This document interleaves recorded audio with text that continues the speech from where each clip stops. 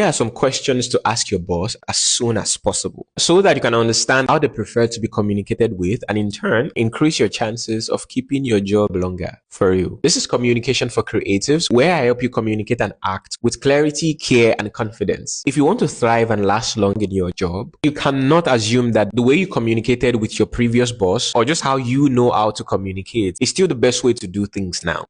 Don't do that. You cannot just assume that your boss likes the same things you do. You need to clarify things. So ask them these questions. 1. Are you okay with me calling you your first name? If not, how do you prefer that I address you? 2. What platform do you prefer to be reached on when I have important information for you? 3. Which do you prefer, text or calls? And if it is text, if you are not able to respond to my text on time, when is the right time for me to call? 4. What are the things that are important to you right now? Like right now in your journey, what are you optimizing for so that I will know what to prioritize, what is urgent, and what I can push to later? 5. What are your non-negotiables, your deal breakers? As in, what are things that if I do right now, you will start considering firing me?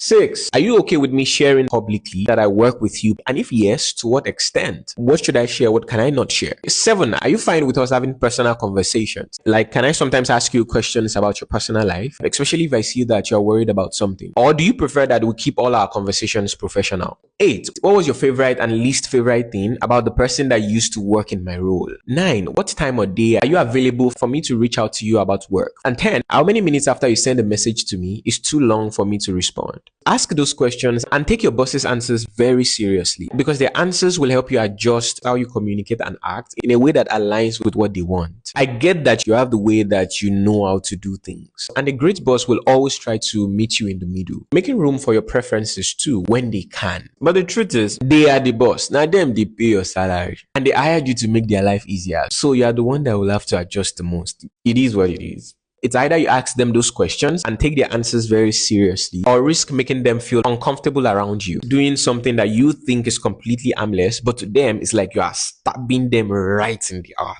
And then they will start considering firing you because it will start feeling like you are just making their life harder. And what's interesting is that sometimes your boss may not even be fully aware that they have these preferences. But when you ask them those questions, it will let them pause and reflect and see you as someone who actually take their job seriously and care about making their life easier. Those questions will help them articulate the things that are most important to them instead of them just kind of resenting you and not even really knowing why, and you being totally clueless on what you did wrong or what you need to do better. And sometimes the way they respond can even help you see that maybe working with that person is not right for you, and that's okay too, so that you can start plotting your way forward.